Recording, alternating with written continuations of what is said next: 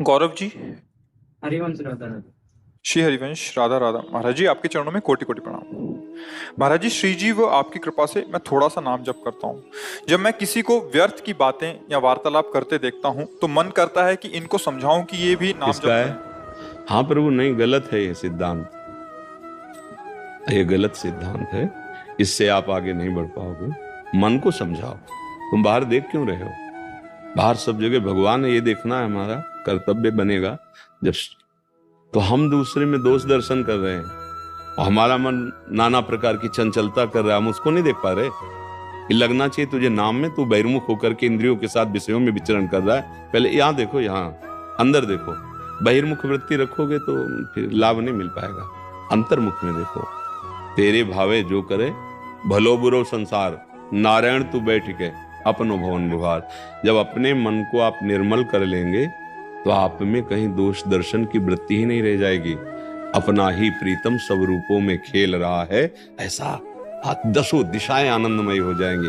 हम क्या करते हैं, थोड़ी सी बात सुनी और दूसरे को सुना के कि इसका कल्याण हो जाए। वो कल्याण की बात नहीं, वास्तविक अहंकार का पोषण हो रहा है। मतलब अध्यात्म बड़ा सूक्ष्म विषय होता है।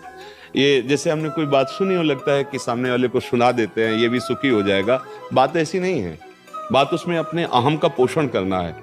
अगर उसको सुखी करने की बात और दिखाई दिया कि ऐसा है, तो हम और भजन बढ़ाएंगे और उसको संकल्प करेंगे कि इसका स्वभाव बदले। उपदेश से ज्यादा भजन काम करेगा, भजन। पर अभी हमारी स्थिति नहीं है ना। तो पहले क्या करना चाहिए, अपने पैर टिकाने चाहिए मजबूत, फिर डूबने वाले को निकालने के लिए सहारा देना चाहिए। आप तो खुद डूब रहे हैं और आप दूसरे को, तैरना आता नहीं, प्रबल प्रवाह में बह जाओगे। अभी क्या है, अभी आप खुद ही कह रहे शुरू किया है, तो अभी बहुत बड़े तैराक थोड़ी हो कि आप दूसरे को पकड़ के धारा चीर जाओगे माया की। बहुत कठिन है। इसलिए क्या करें, पहले हम मजबूत पैर, हमारी निष्ठा, हमारा भाव, हमारी जितेंद्रियता, हमारा मनोनिग्रह बिल्कुल हमारे हाथ में है। अब चलो। जब चलोगे तो कोई सुधारने लायक ही नहीं दिखाई देगा क्योंकि सब में अपना प्रीतम दिखाई देगा तो सुधारने लायक ही ले रह जाएगा। बात ये बनेगी बच्चा।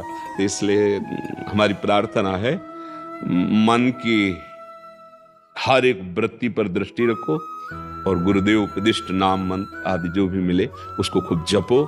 और जहां तक हो सके आप बचो प्रपंच राग से, आप बचो गंदी बातों से, आप बचो गंदे आचरणों से। फिर क्या होगा, तो ये समाज का सुधार अपने आप हो जाएगा, अपने आप हो जाएगा। फूल में पराग आता है ना, भौरों को चिट्ठी नहीं भेजी जाती, अपने आप मंडराने लगते हैं। उसका रसास्वादन, आपके अंदर भगवदानंद की जागृति होगी। जिसकी तरफ देख लोगे, छू लोगे, बोल दोगे, सतरति सतरति सा लोकांतार्यति, उसमें इतनी सामर्थ्य आ जाती है, उसका संकल्प काम करता है। अगर आपके अंदर भजन नहीं है, आपके अंदर स्वयं वो आचरण नहीं जो उपदेश कर रहे हैं, एक भी प्रभाव किसी पे नहीं पड़ेगा, नहीं पड़ेगा। क्योंकि सब में सच्चिदानंद भगवान है। आप दंभ कर रहे हो, स्वयं में वो आचरण नहीं, मन में जो चल रहा है वही आचरण में है, वही वाणी में है। तो जरा सा बोलोगे तो प्रभाव पड़ जाएगा। मन कुछ और है, आचरण कुछ और है, वाणी में कुछ बोल रहे, कुछ प्रभाव नहीं पड़ेगा। तो तालियां बजेंगी, मनोरंजन होगा आपका भी और उनका भी। लेकिन सत्संग होता है मन भंजन। मन की हर वृत्ति पर लगाम लगा के खड़े हो जाना, रोक देना उसको। जैसे वायु को रोकना दुष्कर, उससे भी मन को रोकना। लेकिन महाबलशाली गुरु प्रदत्त नाम है, मंत्र है, उसके बल से मन को मोड़कर, जो मना खष्टानी इंदिराणी प्रकृति स्थानी कर सती, उनको मोड़कर सच्चिदानंद प्रभु की सन्मुख हो जाता है। जो भूला हुआ जन्म जन्मांतर का अपने सुख को प्राप्त करता है, कोई दूसरा नहीं। वही एक सच्चिदानंद भगवान घट घट में व्याप्त है। बस मुझे ये देखना है, मुझे मेरी गलती सुधरनी, मेरी गलती सुधरी के सब मंगलमय प्रभु है, दूसरा कोई नहीं। मत्ता पर तरम नान्यत किंचिदस्ति धनंजय, मेरे सिवा किंचन मात्र कोई वस्तु नहीं। यह है ज्ञान। वासुदेवा स्वरमित सम आत्मा सुदुर्लभ, ये है ज्ञान। ये बात समझ गए? राम जी भिवानी से।